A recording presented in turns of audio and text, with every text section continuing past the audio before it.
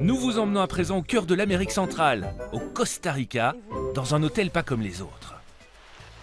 C'est l'heure du petit déjeuner pour Juanita, Paco et Tina. Au menu, les restes des repas servis à la clientèle du Pacuare Lodge. Nous faisons ça 3 fois par jour. Voilà une astucieuse façon d'éviter le gaspillage. Mais contrairement à ce que l'on pourrait croire, le but de la manœuvre n'est pas de les engraisser. Toute l'eau et les excréments vont être poussés dans cette direction et se retrouver dans ce tuyau qui passe sous terre. Et tout ça va se retrouver là-bas, sous cet abri, sous une grande bâche en plastique parfaitement scellée. Tous les micro-organismes vont faire leur travail et produire en quelques jours du gaz de méthane.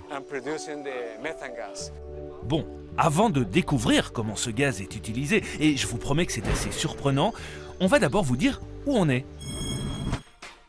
L'équipe s'est rendue exactement à cet endroit, au beau milieu de la jungle costaricienne, aux abords de la Pacuare, du nom de cette tumultueuse rivière. Un endroit strictement protégé, très reculé et difficilement accessible. Nous sommes au beau milieu de nulle part. La Pacuare vient des plus hauts sommets du Costa Rica. Cette zone est immense. De la rivière jusqu'au sud, ça représente 500 000 hectares de forêt tropicale. Bienvenue au Pacuare Lodge, décrit sur les forums de voyage comme étant l'expérience écotouristique ultime au Costa Rica. Ce qu'on essaye de faire, c'est d'offrir à nos clients toute la générosité de la forêt, tout en les conscientisant sur l'importance de la protéger et sur les démarches mises en place ici pour soutenir le développement durable. Hé hé, bonne balade les amis! Direction les cuisines qui, soit dit en passant, ont été conçues pour n'utiliser qu'un minimum d'électricité. Ici, le tri est de rigueur et les menus strictement élaborés pour éviter le gaspillage. Nous avons 20 personnes maximum qui logent ici. Chaque matin, au petit déjeuner, nous passons de table en table et on leur propose une petite sélection de plats typiques d'ici. Une fois qu'on sait exactement ce qu'ils vont manger, nous nous procurons les produits. Ainsi, nous évitons les pertes. Tous les jours, on procède à la pesée des déchets non organiques. De cette façon, nous pouvons voir et contrôler ce que nous produisons comme déchets chaque jour. Le but, c'est évidemment de réduire le poids. Ensuite, carton, plastique et PMC partiront pour de folles aventures tropicales, direction le centre de recyclage le plus proche. Ici, vous vous en doutez, pas de camion poubelle qui passe 2 fois par semaine.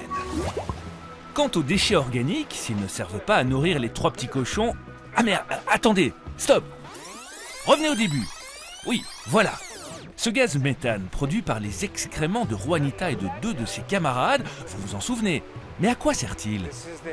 Nous sommes dans notre espace spa et ce gaz de méthane que nous avons vu tout à l'heure chez les cochons arrive ici, où nous avons ce bec à gaz qui sert aux différents traitements du spa.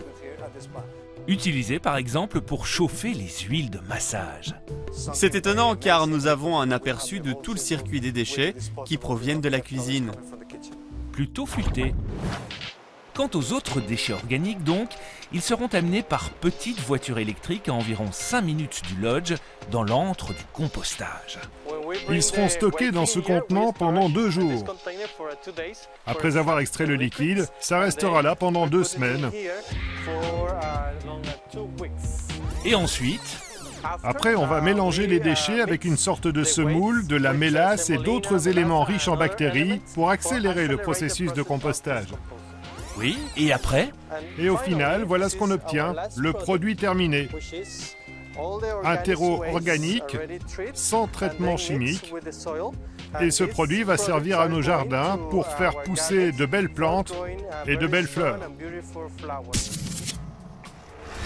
Vous l'aurez compris, rien ne se perd ici. Tout, absolument tout se transforme. Et les déchets végétaux n'échapperont pas à la règle. Ces copeaux vont être utilisés également comme compost. Ils vont servir de nutriments à certains arbres et plantes que nous avons ici, dans les jardins. Des années de réflexion et de tests ont été nécessaires pour mettre en place ces différentes astuces anti-gaspillage. De quoi inspirer les plus écolos d'entre nous.